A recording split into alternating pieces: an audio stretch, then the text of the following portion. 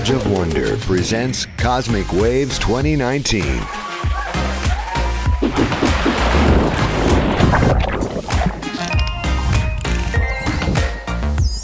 was awesome. I mean, it is crazy. Featuring special guest Laura Eisenhower. Hey everybody, this is part 2 of our episode with Laura Eisenhower. Like, the more that I listen to you talk, the more real a lot of the things that you talk about seem to become. Like, I'm putting it together and I'm understanding, but a lot of folks at home, what you're saying doesn't necessarily seem to be scientifically proven. How would you explain that to someone? Like, these are actually, astrology goes back thousands and thousands of years.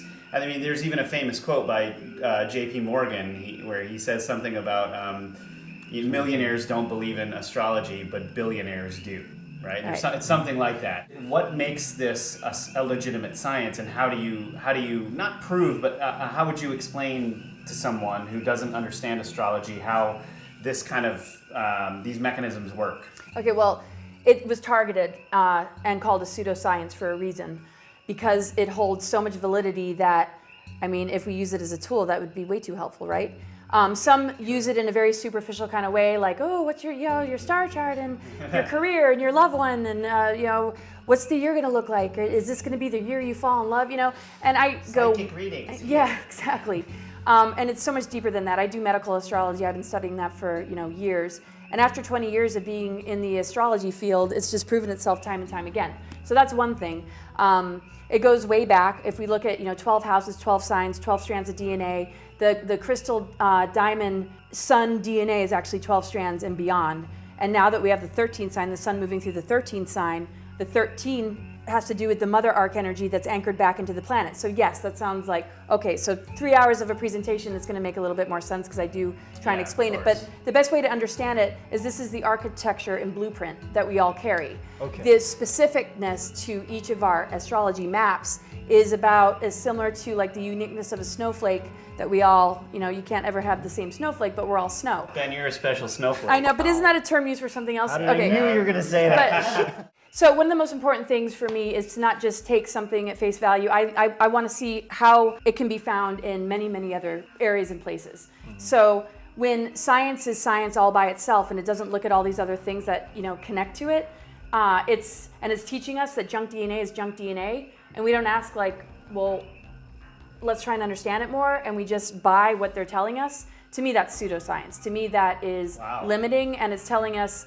something that is a falsity, and it is basically stripping us of our curiosity, stripping us of our capacity to really discover who we are. And anything that puts a lid on something or a limitation on something must be questioned. So I've always questioned things like junk DNA and things like, oh, you can't do that, or that's impossible, or... But that is like how science operates right now. It's the most frustrating part of science is they want to throw everything out of the kinds of curiosities that we as human beings should have, the things that we like to dig into and find out more about so that we can learn. And you're criticized and you're thrown into this bucket if you try to go do that. It's such a dangerous thing. And I'm not saying all of science, there's certain good things about science. But when we restrain ourselves completely by those things, and you're using it as a weapon against something or someone, or even astrology or something like that, like you were saying, like, it actually blew my mind when you told me there was a reason it was claimed to be a pseudoscience, and it was like basically thrown under the rug. And it was because it's so relevant. Like, I couldn't believe you said that, and I was like, oh my gosh, it makes so much sense now. Yeah. Well, the separation of spirituality and science, just like right and left brain, masculine and feminine, all these, this duality, integration of polarity is the way to go. And we need to bring the spiritual sciences in with the practical ones. Yeah, work them together. I mean, this is in essence what Einstein and all these scientists back then were doing, because the theories and the things that they were coming up with didn't exist, right? But now, if anyone tried to do that now, people would be like, no, you can't do that, because you can only work within this box. Yeah. That's it. And anything outside of that box, provable. It's not science anymore. It's like what you just said, like pseudoscience and all this stuff. But, and after researching so much and trying to understand what is going on, that's when we finally realized, like, this is, in essence, these evil forces that built this That's box, Saturn. right? Yes. And you see that in the chart. You see the role that Saturn plays, and sometimes it cuts off a person's imagination, their connection to the truth frequency, which is also in the chart, and also the power of alchemy. So you see that in the chart just as much as you see Saturn keeping a person from it. And so being able to look at somebody's chart and say, okay, this is where you need to cut the cord, then all of a sudden something opens up, because as children, we get it. We have access to our imagination. We're not looking at things as alien. We remember maybe our experiences with them as well. And the thing is, as long as we're in lockdown, we'll always look at things outside of us like, oh, aliens, do they even exist? But if we're able to expand our consciousness, we can even meet, some of these beings, not as our controllers, but as our friends. When they know that we can't be controlled, they're not going to try anymore. Yeah, and I've already met one of these beings already. You guys, come on, So the thing is, anytime something knows it can control, it's like in anybody's nature to be like, well, as long as you're allowing me to, I will. The minute you plug up that receptor, they can't plug in anymore, and then they start to show some respect. So even like the devil energy, nothing wrong with Capricorn, but how are you going to use power? Because devil is power. Are you using it to enslave others, to try and control others and manipulate others? Or are you going to use it correctly for the greater good? And then the devil is no longer evil. And it's up to us to change the frequency of these lower octaves of planetary consciousness. Each planet has a shadow side.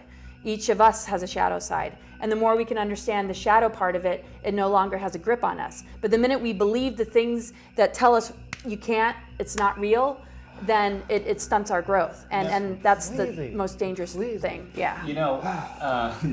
Ben's mind's blown. No, it's not mind blowing. It's just like frustrating, because science is exactly what it is. Yeah, I know. One of the things that really kind of blew my mind about your presentation was, this was something I started to put together as you were talking, that let's everybody take a step back and think about our solar system for a second. There are 9 planets on our solar system, because Pluto is a planet.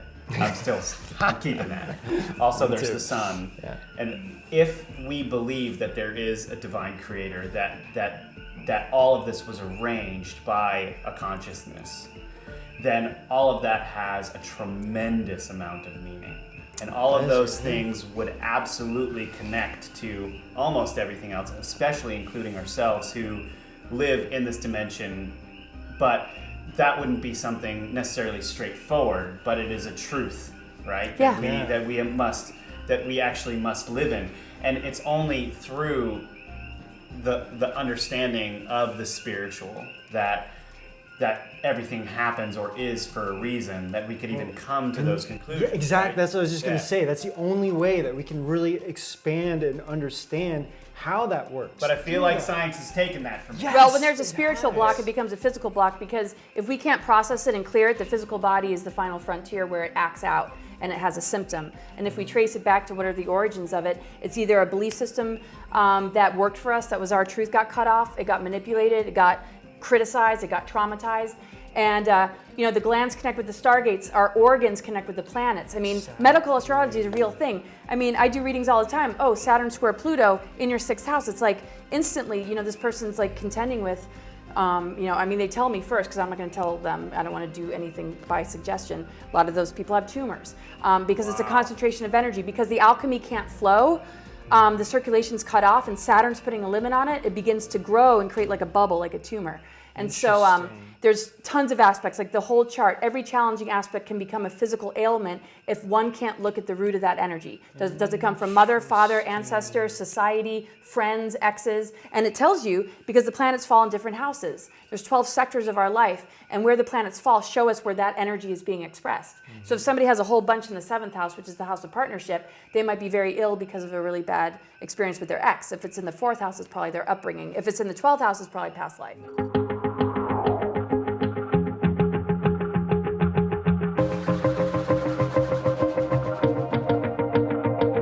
The Edge of Wonder presents Cosmic Waves 2019. That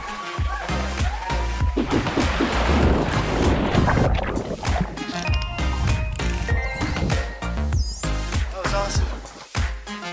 It is crazy.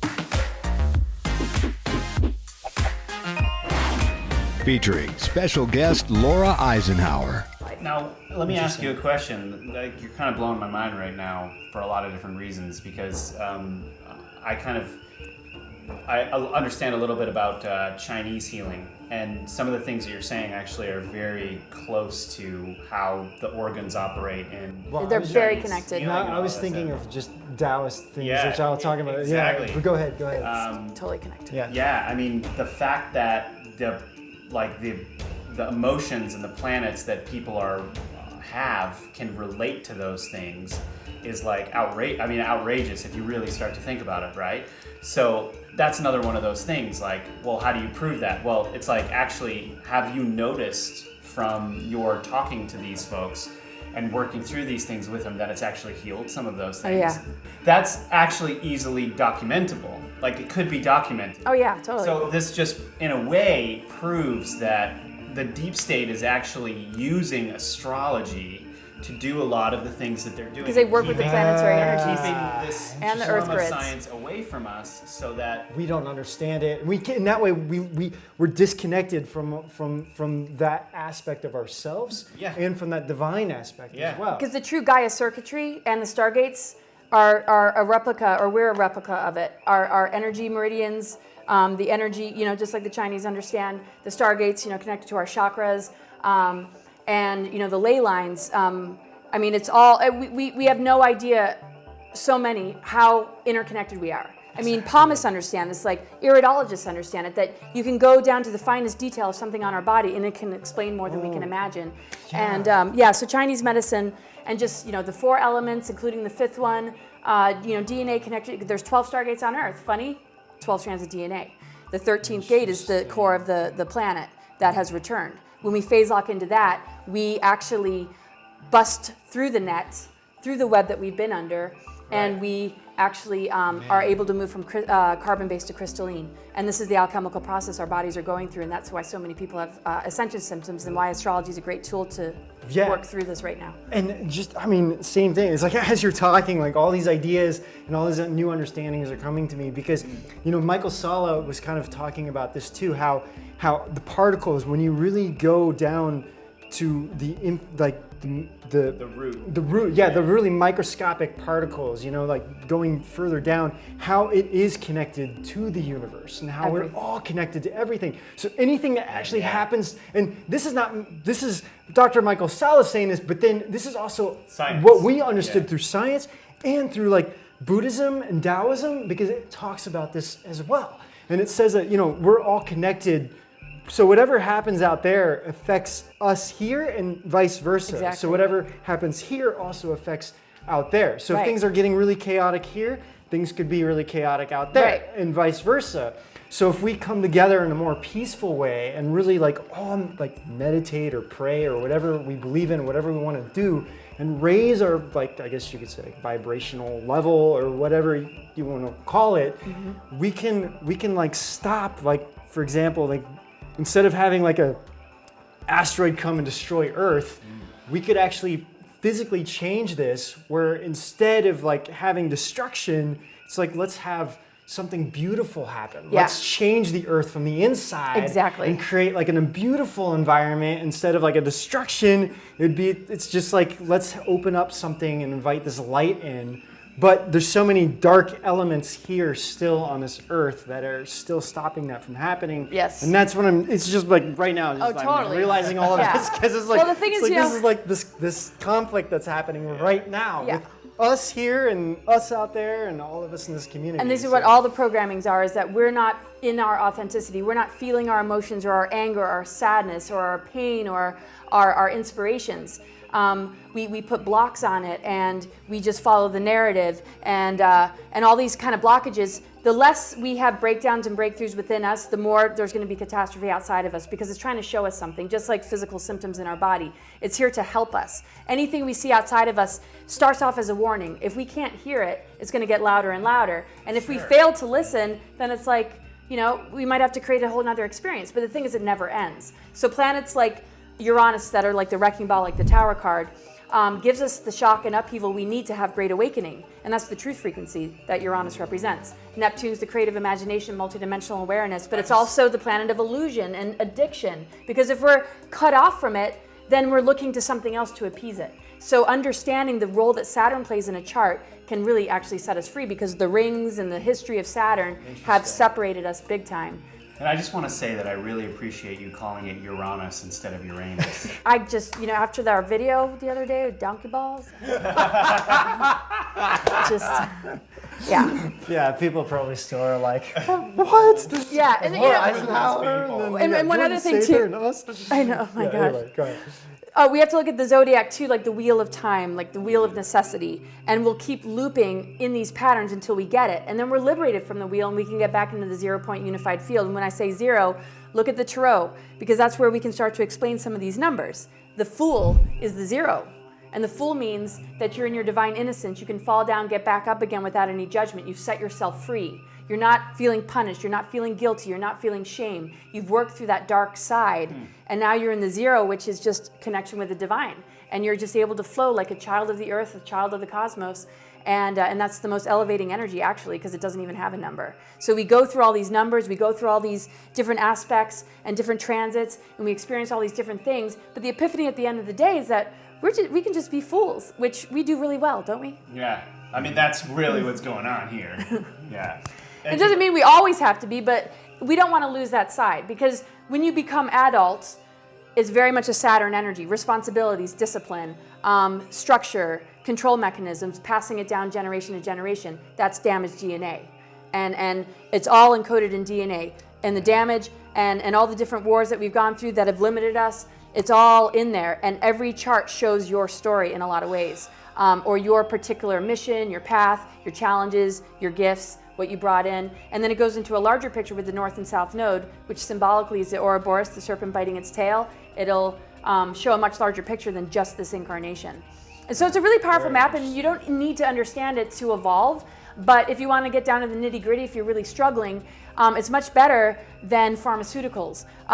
Chinese medicine understands these kind of principles, and so it's a nice blend, medical astrology with what Chinese alternative practitioners understood. Like you can use astrology, what you're talking about, to really work on yourself. Sometimes we don't have, Yeah, and you don't need, you can actually, you're saying you found that you can heal yourself through paying attention to these things and then looking inside and figuring these things out, right? You can remove a block that's been there for 20 years by just giving it a voice, by saying you have permission now to come out of hiding or to release, or to actually hear, what it's all about. This is how we're taking down the cabal. We're exposing secrets. We're exposing things that have been hidden. And the minute you give it a voice, it's no longer a block. Same thing with the physical body. That's fascinating. And I think the important thing is that it's not that astrology is the end-all, be-all. No, it's not. By all means. I think it just paints us a kind of a window into a little bit more detail about who we are ourselves. And that's how I see it. Because I know there's some people out there that are you don't need astrology if you don't want it. Is you live out these aspects anyway, whether you know it or not. Yeah, exactly. I mean, because with me, I kind of grew up with it, even slowly kind of not distance, but just kind of stepped away from it over time, because I was I understood a lot about it with my own self and everything at that point. But I was really shocked to find how much it really, of course it doesn't paint the full picture, but I always use this analogy. It's kind of if you have a ocean of water that's 100 miles long, astrology can go down the first 30, 40, 50, 60 feet to show you a good readout of that, but there's still this deeper part of your soul and who you are. And those aspects are there too. The disbelief in astrology will show up in your chart. Yes. And even falling away from astrology will show up in your chart. I mean, it pretty much covers anything and everything. Yeah. Because planets like Pluto, that's like falling off the face of the earth. When you go through a Pluto experience, you're no longer really functioning in the chart anymore. It's like a portal. It takes you somewhere. You actually die and come back into the physical. It'll just show, it'll more wave at you, oh, you got a Pluto thing going. See ya. You don't even have to worry about the rest of the aspects. So you're gone for at least a couple months if you're lucky. Hopefully you'll come back again and transform. I recommend it, if a person's struggling, doing their inner work. we're living out these patterns whether we realize it or not. And if you don't resonate with astrology, take the time to really breathe into your triggers, the things that are coming up for you. Get to know your physical symptoms, get closer to yourself, listen to it. Pay attention to your relationships with others and how you feel about yourself and the balance in your life of self-care and fun and work. And that is basically like working with your astrology. You don't need the reading. Right. You don't need to know the astrology, but if you pay attention to yourself, you're doing just as good. But if you find that it's really difficult, it's a great tool. And there's enough astrologers out there that can assist. I'm moving away from doing personal readings, but I'll be doing a show where I really, help people to understand it and take calls and Laura, that tell kind us of a stuff. little bit about the show. I mean, that's I amazing. didn't mean to just jump in. No, tell us. People should know where to find you. Yeah, I mean, yeah. this is amazing. Explain what happened to you. What you're going on the show, like what the show is about, where it is, and how to find it, and all of it.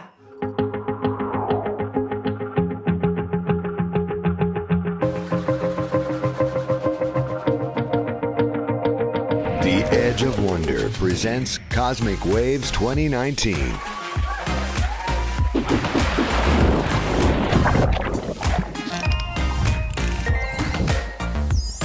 was awesome. I mean, it is crazy. Featuring special guest Laura Eisenhower. Well, I've had a radio show before, and I've had some offers in the past, and they didn't really pan out. But this, I think, is something that's just really going to grow because it's right near where I live. So, Kalispell, Montana. Somebody was following me on Facebook, and she was doing some videos with Northwest Liberty News in Kalispell on child trafficking. And I ended up doing a show with both of them, bringing in some information about it on a much larger scale, and we were talking about all sorts of things. And then he calls, and we're just becoming great friends. And he's like, you need to just have a day, once a week that you come in, and however long. And he's just kind of opening it up for me. And so I'm just going to do a lot of the things that I present that people who aren't able to come to events will be able to, get in touch with.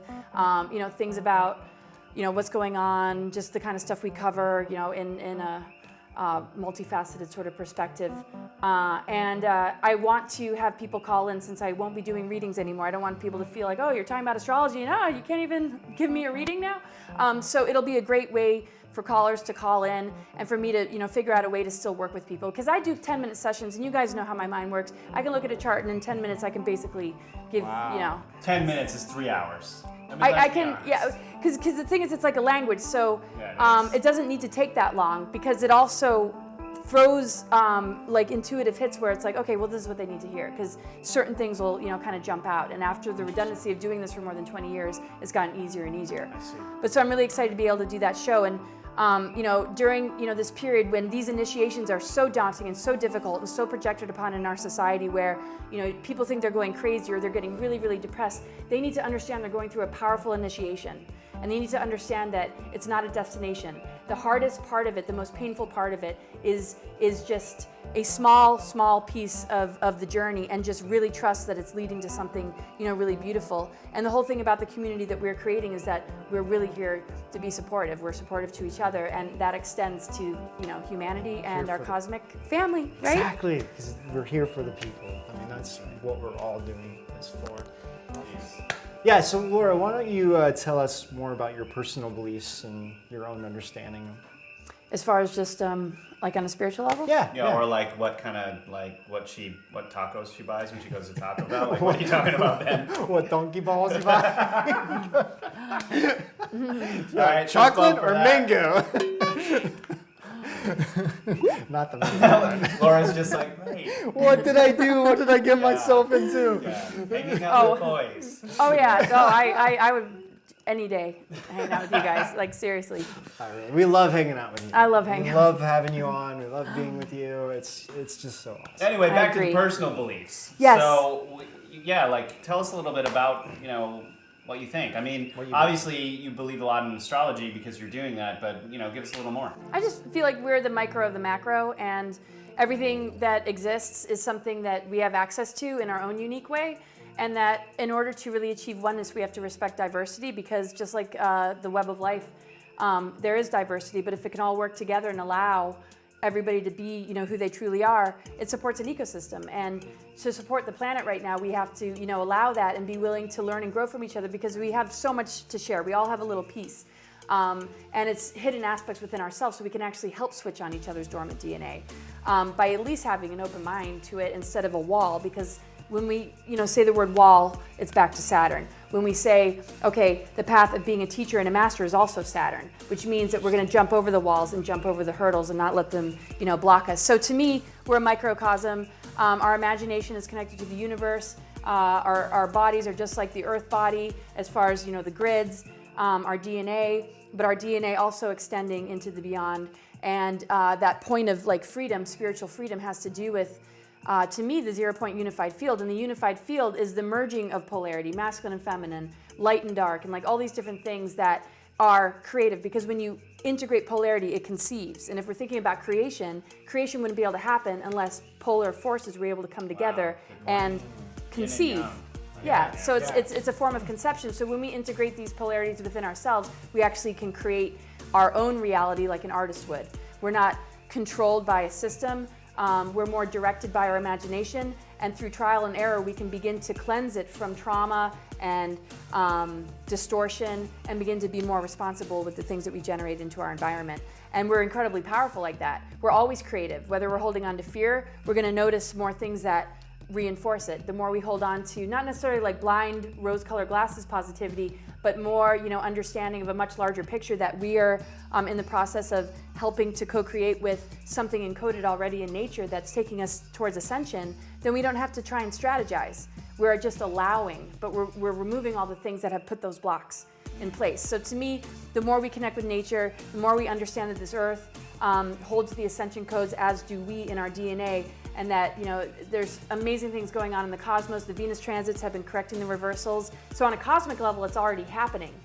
All we need to do is be able to rid ourselves of the blocks, not get lost in the distractions, and allow this energy flow to move through us, and it'll give us the experiences we need to learn and grow and come together. The more we resist it, the more division. The more we allow something in this matrix to define it for us, the more lost we're going to get. Mm-hmm. And so the true medicine is out there. Herbs, ancient practices and healing modalities that actually address you as a soul, not just the symptoms, and not just a way to numb you down and disassociate or forget who you are, because anything that we have to heal is an opportunity for the most beautiful growth, which is being used against us. I don't really have beliefs. I just notice myself existing, and I only really process what makes the most sense based on how I experience life, where healing has happened and where digression has happened, and paying attention to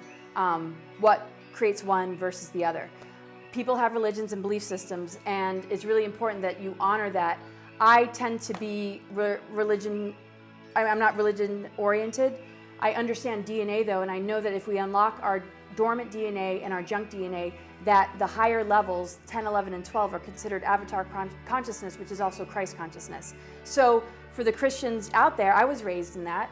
I understand that. But for me to honor the Christ message, I'm not going to stay a lowly person that isn't striving to become the best of myself.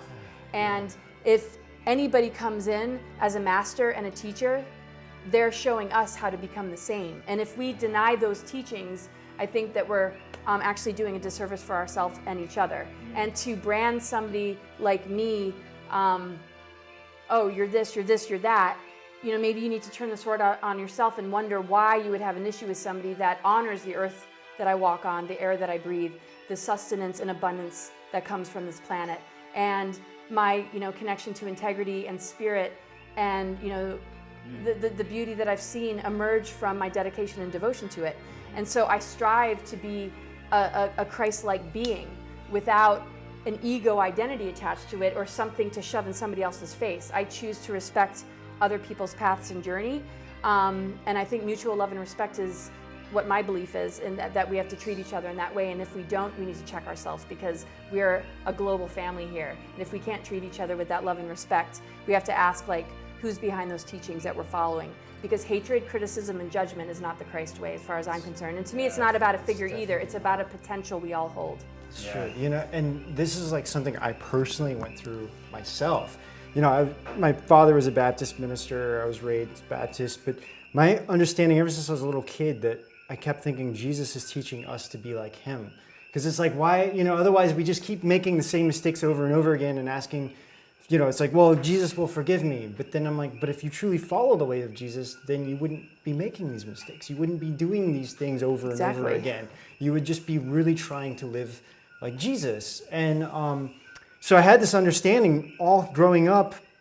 And unfortunately, like some of my friends, I started going to church with them when I'm in like my 20s.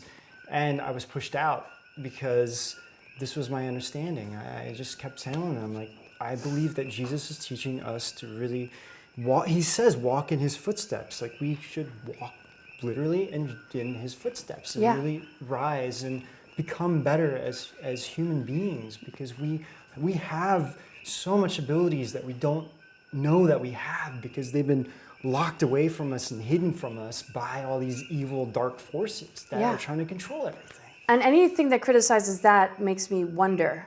But I mean, I accept it, and I think people have a certain need to have people join their thing. And even outside of religion, people have a need to share something, say, you need to think like I do.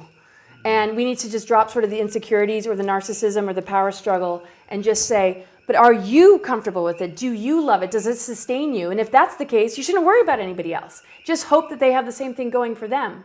And let's maybe drop the competition and battles over deities and archetypes and gods and this or that, and just allow ourselves to be open to the highest levels of human virtue and values, and honor this earth and take care of this earth and look out for each other. And that's what I've learned. And I lived in the wilderness for years, and I knew that for me to survive some of the things that I did out there, I had to have a deep reverence and respect and oneness with the natural world, and nothing but miracles happen. I mean, the animals just like, it's like, oh, even rattlesnakes and scorpions, it's just like, hey, buddy. It's like, no big deal. That's interesting. Yeah. And I saw just amazing things happen, and that actually healed me. Is like, I just saw how energy immediately responds back. I mean, what you put out immediately responds back when you're in the natural world.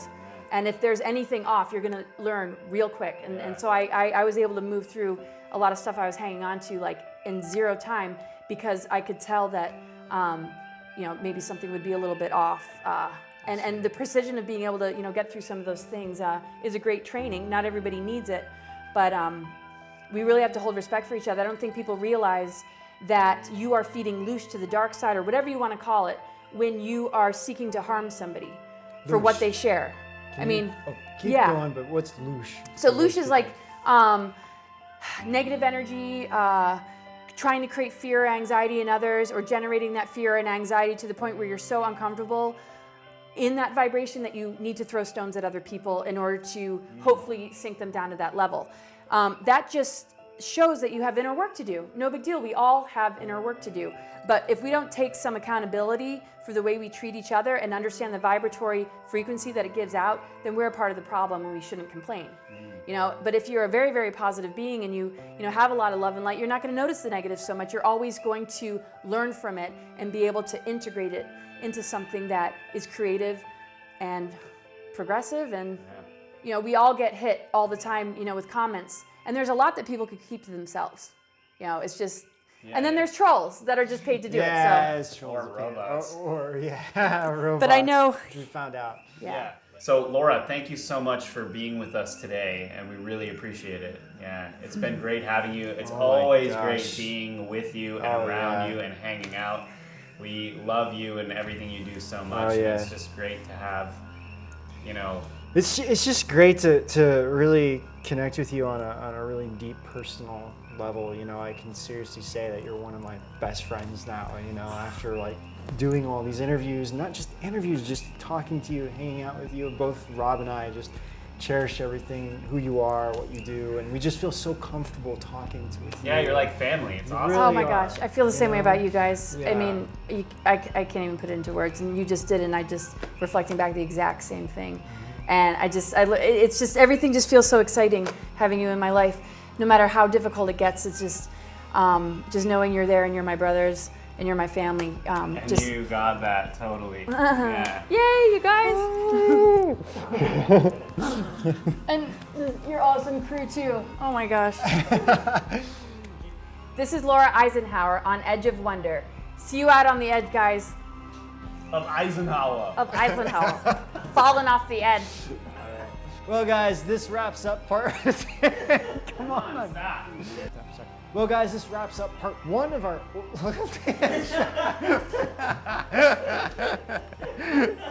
I wish we should have recorded that with you.